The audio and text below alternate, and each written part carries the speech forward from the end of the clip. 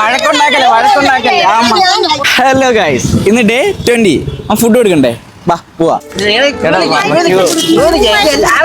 Q ആയിട്ട്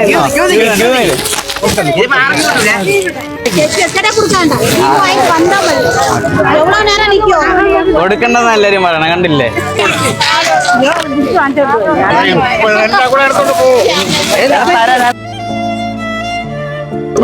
നിങ്ങൾ എത്ര സമയം വരെ നിന്നേ?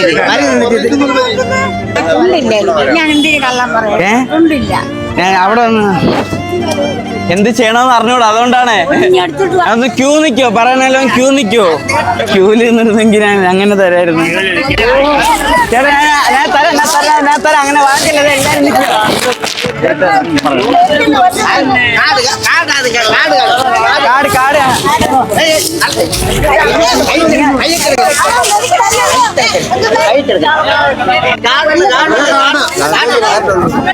പെണ്ണുങ്ങളെ